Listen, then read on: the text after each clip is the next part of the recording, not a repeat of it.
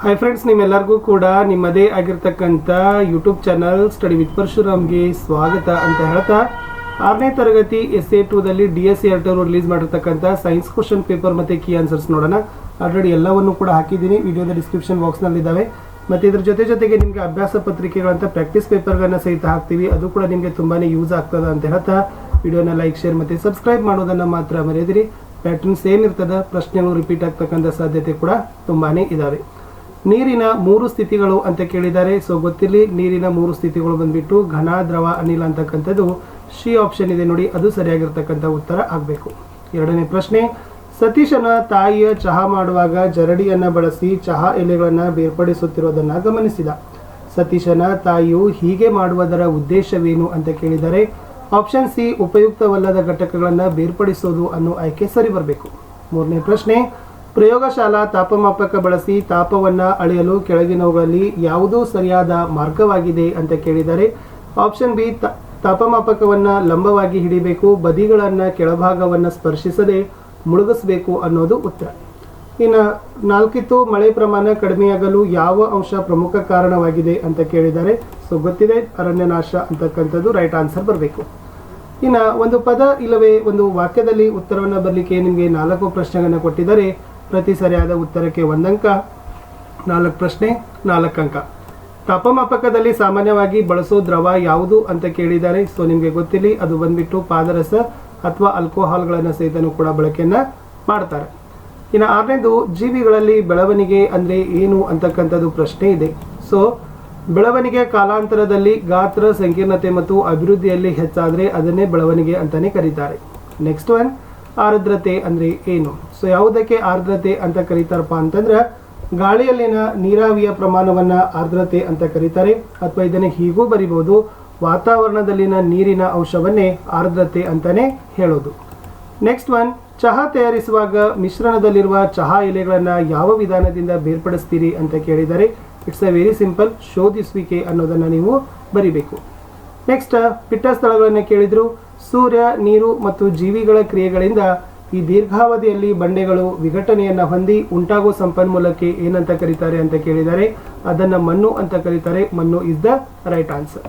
ಇನ್ನು ಭೂಮಿಯ ಏಕೈಕ ನೈಸರ್ಗಿಕ ಉಪಗ್ರಹ ಯಾವುದು ಅಂತ ಕೇಳಿದರೆ ಸೊ ಭೂಮಿಯ ಏಕೈಕ ನೈಸರ್ಗಿಕ ಉಪಗ್ರಹ ಯಾವುದಪ್ಪ ಅಂತಂದ್ರೆ ಅದು ಚಂದ್ರ.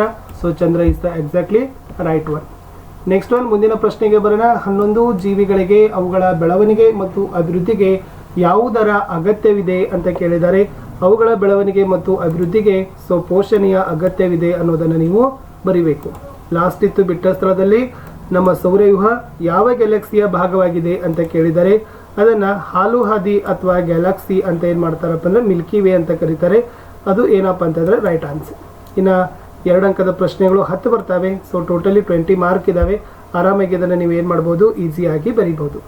ಪ್ರಶ್ನೆ 13, ಎಷ್ಟು ರೀತಿಯ ತಾಪಮಾಪಕಗಳಿವೆ, ಅವುಗಳ ಹೆಸರನ್ನು ಬರೀರಿ ಅಂತ ಕೇಳಿದರು. ಸೊ 2 ರೀತಿಯ ತಾಪಮಾಪಕ ಇರ್ತವೆ, ಒಂದು ವೈದ್ಯಕೀಯ ತಾಪಮಾಪಕ, ಇನ್ನೊಂದು ಪ್ರಯೋಗಶಾಲಾ ತಾಪಮಾಪಕ.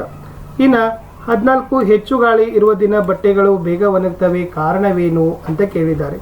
ಸೊ ಬಿಕಾಸ್ ಏನಪ್ಪ ಅಂದರೆ ಗಾಳಿ ಜೋರಾಗಿ ಬೀಸೋದ್ರಿಂದ ಆವೀಕರಣದ ದರ ಹೆಚ್ಚಾಗಿ ಇರ್ತದೆ. ಸೊ ಹೀಗಾಗಿ ಬಟ್ಟೆಯಲ್ಲಿನ ನೀರು ಏನಾಗ್ತದಪ್ಪ ಅಂದ್ರೆ ಬೇಗನೆ ಒಣಗಿ ಹೋಗ್ತದೆ, ಬಟ್ಟೆಗಳು ಸಹಿತ ಒಣಗ್ತವೆ ಅಂತ ಬರೆದ್ರೆ 2 ಮಾರ್ಕ್ ಕೊಡ್ತಾರೆ. ನೆಕ್ಸ್ಟ್, ಆವೀಕರಣ ಅಂದರೆ ಏನು, ಒಂದು ಉದಾಹರಣೆ ಕೊಡಿ ಅಂತ ಕೇಳಿದ್ದಾರೆ. ಇಲ್ಲಿ ಯಾವುದೇ ಒಂದು ದ್ರವ ತನ್ನ ತಾಪಮಾನದಲ್ಲಿ ಹೆಚ್ಚು ಬದಲಾವಣೆಯಾಗದೆ ತನ್ನದೇ ದ್ರವ ಸ್ಥಿತಿಯಿಂದ ಅನಿಲ ಸ್ಥಿತಿಗೆ ಪರಿವರ್ತನೆಗೊಳ್ಳೋದಕ್ಕೆ ಆವೀಕರಣ ಅಂತ ಕರಿತೀವಿ. ಇದಕ್ಕೆ ಬೆಸ್ಟ್ ಎಕ್ಸಾಂಪಲ್ ಏನಪ್ಪ ಅಂದರೆ ನೀರು ಆವಿಯಾಗೋದು ಅಂತ ಬರೆದ್ರೆ ಸಾಕು. 16th ಒನ್, ತೂರುವಿಕೆ ಅಂದರೆ ಏನು, ಇದನ್ನು ಉದಾಹರಣೆಯೊಂದಿಗೆ ನಿರೂಪಿಸಿರಿ ಅಂತ ಕೇಳಿದ್ದಾರೆ. ಸೊ ನೋಡಿ, ತೂರುವಿಕೆ ಅಂದರೆ ಗಾಳಿಯಿಂದ ಅಥವಾ ಗಾಳಿಯನ್ನು ಬೀಸೋ ಮೂಲಕ ಮಿಶ್ರಣದ ಹಗುರವಾದ ಘಟಕಗಳಿಂದ ಭಾರವಾದ ಘಟಕಗಳನ್ನು ಬೇರ್ಪಡಿಸುವ ಒಂದು ಪ್ರಕ್ರಿಯೆ. ಇಲ್ಲಿ ಭಾರವಾದ ಧಾನ್ಯಗಳಿಂದ ಹೊಟ್ಟಿನಂಥ ಹಗುರವಾದ ಕಲ್ಮಶಗಳನ್ನು ಬೇರ್ಪಡಿಸಲಿಕ್ಕೆ ಸಾಮಾನ್ಯವಾಗಿ ರೈತರು ತೂರುವಿಕೆಯನ್ನು ಬಳಸ್ತಾರೆ ಅಂತ ಬರಿಬೇಕು.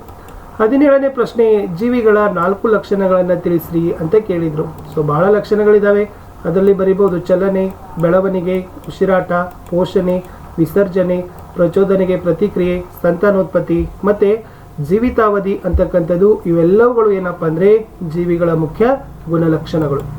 ಇನ್ನು ನೀರನ್ನು ಯಾವ ಕೆಲಸಗಳಿಗಾಗಿ ಬಳಸ್ತೀವಿ ಅನ್ನೋದನ್ನು ತಿಳಿಸ್ರಿ ಅಂತ ಕೇಳಿದ್ದಾರೆ. ಎಸ್, ನೀರು ನಾವು ಪ್ರತಿನಿತ್ಯ ಕುಡಿಲಿಕ್ಕೆ ಬಳಸ್ತೀವಿ, ಗೃಹ ಬಳಕೆಗೆ ಬಳಸ್ತೀವಿ, ವ್ಯವಸಾಯ ಮಾಡಲಿಕ್ಕೆ ಬಳಸ್ತೀವಿ, ಕೈಗಾರಿಕೆಗಳಿಗೆ ಬಳಸ್ತೀವಿ, ಮತ್ತೆ ಈ ಜಲ ವಿದ್ಯುತ್ ಉತ್ಪಾದನಾಗಳಲ್ಲಿ ನಾವೇನು ಮಾಡ್ತೀವಪ್ಪ ಅಂದ್ರೆ ನೀರನ್ನು ಯಥೇಚ್ಛವಾಗಿ ಬಳಸ್ತೀವಿ ಅಂತ ಬರಿಬೇಕು. ಪ್ರಶ್ನೆ 19, ಭೂಮಿಯ ಮೇಲಿನ ನೀರು ಕಲುಷಿತಗೊಳ್ಳಲು ಪ್ರಮುಖ 4 ಕಾರಣಗಳನ್ನು ಬರೀರಿ ಅಂತ ಕೇಳಿದ್ದಾರೆ. ಸೊ ಯಾವುದೆಲ್ಲ ಕಾರಣದಿಂದ ಕಲುಷಿತವಾಗ್ತದಪ್ಪ ಅಂದ್ರೆ ಗೃಹ ಬಳಕೆಯ ನೀರು, ಚರಂಡಿ ನೀರು ಮತ್ತು ತ್ಯಾಜ್ಯ ನೀರು ಏನಾಗ್ತದ ನದಿಗಳಿಗೆ ಹರಿದು ಹೋಗ್ತದ.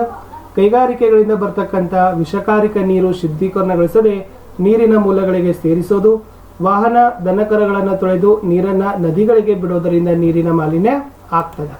ಇನ್ನು ವೈಜ್ಞಾನಿಕ ಕಾರಣ ಕೊಡಬೇಕು.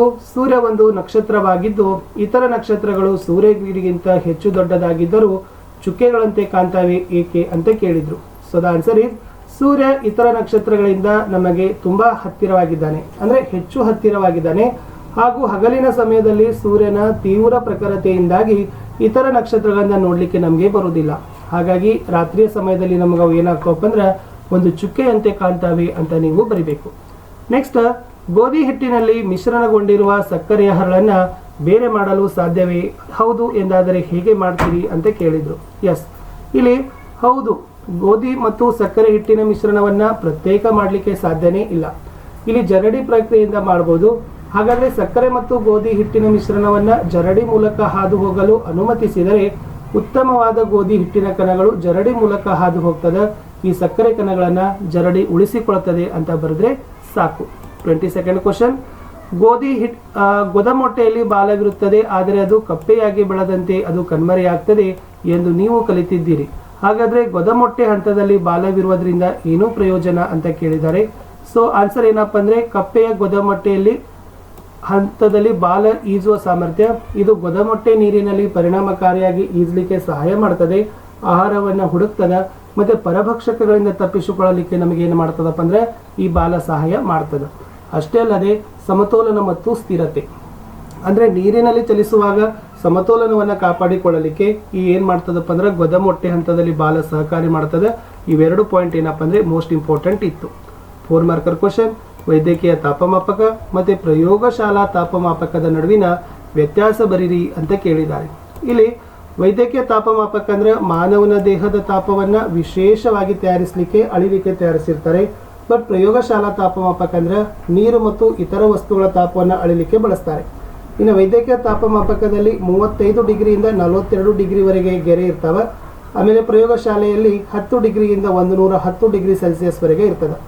ಆಮೇಲೆ ವೈದ್ಯಕೀಯ ತಾಪಮಾಪಕ ಇದು ಕಿಂಕ್ ಎಂಬ ಸಣ್ಣ ಬಾಗುವಿಕೆಯನ್ನು ಹೊಂದಿದೆ. ಆಮೇಲೆ ಇದು ಸಂಕುಚನೆಯನ್ನು ಹೊಂದಿರ್ತದೆ, ಬಟ್ ಇದು ಸಂಕುಚನೆಯನ್ನು ಹೊಂದಿದ್ದಿಲ್ಲ ಅನ್ನೋದನ್ನು ನೀವು ಬರೆದ್ರೆ ಆನ್ಸರ್ ಕರೆಕ್ಟ್ ಆಗ್ತದೆ. ಲಾಸ್ಟ್ ಕ್ವಶನ್ ಇತ್ತು, ಸೌರವ್ಯೂಹದ ಅಂದವಾದ ಚಿತ್ರ ಬರೀಬೇಕು.